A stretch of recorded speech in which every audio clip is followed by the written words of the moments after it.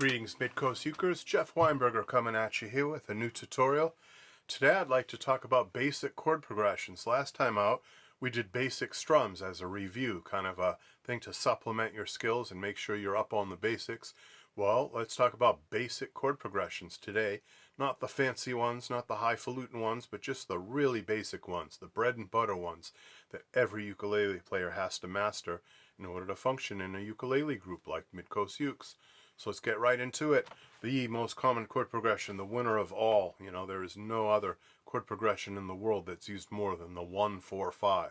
And you probably hear that term a lot. You hear musicians throw around that lingo, 1-4-5. Oh, it's a 1-4-5 in the key of B flat.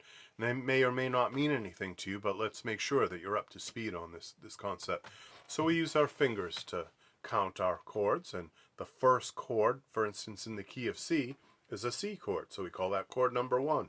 The second chord is a D minor chord, and we call that chord number 2. The third chord is E minor, chord number 3. F is chord number 4. G is chord number 5. A minor is chord number 6. And B minor is chord number 7.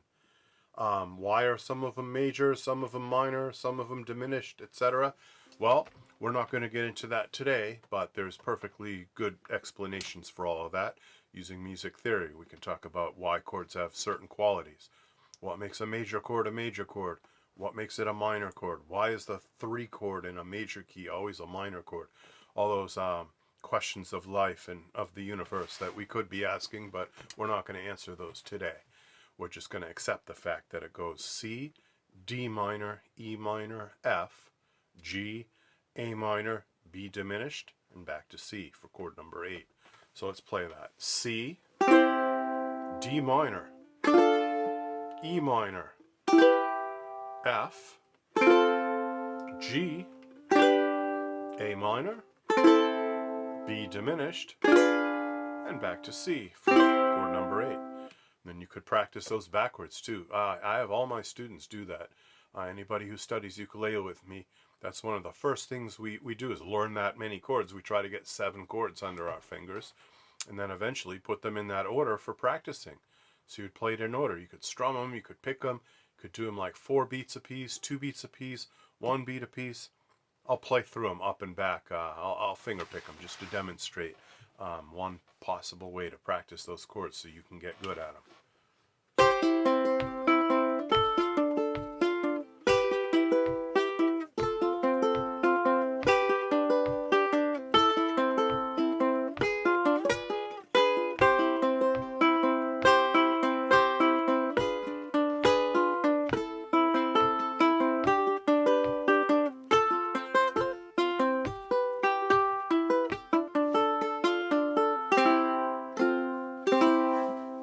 So once you get the key of C under your fingers, then you can go around the circle of fifths. That's a music theory concept that we can talk about in the future, the circle of fifths.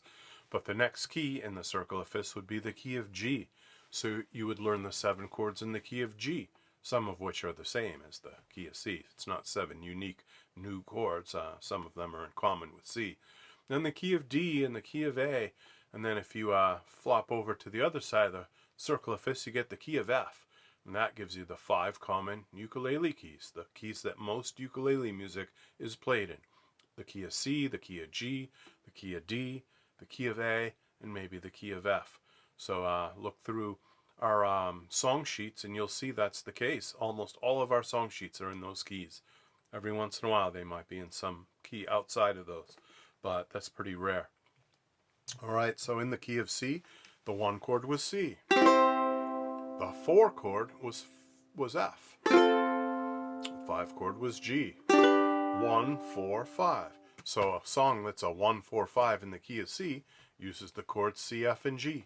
What songs use C, F, and G? Well, millions of them. But one of the first ones that I have on my list is going to be Wild Thing.